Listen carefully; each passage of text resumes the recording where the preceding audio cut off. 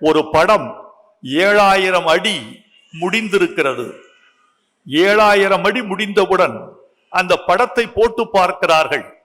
தயாரிப்பாளர் படம் பார்க்கிறார், எடிட்டர் படம் பார்க்கிறார், இயக்குனர் படம் பார்க்கிறார்.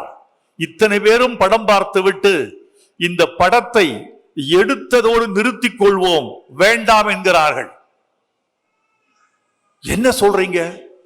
இந்த கதாநாயகன் சரியில்லை. என்னாச்சு? அவன் வாயை திறந்தா மீன் வாயை திறக்கிற மாதிரி இருக்கு. அவனுக்கு அளவா வாய் திறக்க தெரியல. ரீகன், நீங்க இந்த செய்தியை குறித்துக் கொள்ள வேண்டும் தம்பி. அவனுக்கு அளவாக வாய் திறக்க தெரியவில்லை என்பதே ஒரு குற்றம். எந்த சொல்லுக்கு எவ்வளவு வாய் திறக்க வேண்டும் என்பதே நடிப்பின் அளவு, நடிப்பின் அழகு, யூனிட். நடிப்பின் அழகு என்பது எந்த சொல்லுக்கு எவ்வளவு வாய் திறக்க வேண்டும் என்பது. இவன் எல்லா வார்த்தைகளுக்கும் ஒரே மாதிரி வாய் திறக்கிறான்.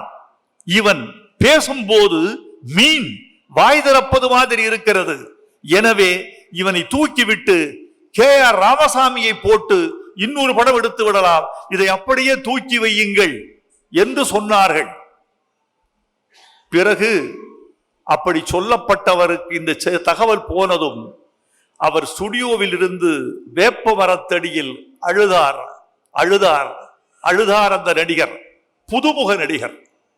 அவர் சொன்னார் பின்னாளில், அந்த வேப்ப மரம் வளர்ந்ததெல்லாம், அந்த ஸ்டுடியோவில் வேப்ப மரம் வளர்ந்ததெல்லாம் தண்ணீரால் அல்ல, நான் வடித்த கண்ணீரால் என்று சொன்னார்.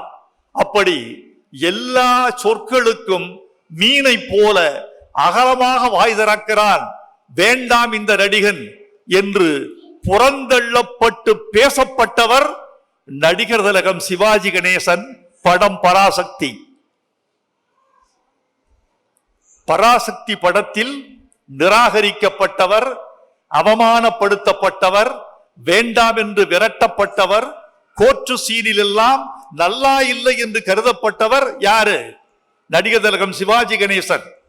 எம்ஜிஆருக்கே அந்த கதி என்றால், நடிகர் திலகம் சிவாஜி கணேசனுக்கே இந்த கதி என்றால், நாம் எம்மாத்திரம் என்று நினைத்துக் கொள்கிறவன் நல்ல கலைஞனாக இருப்பான், எதையும் ஏற்றுக்கொள்ளத்தக்கவனாக இருப்பான். ஒரு படம்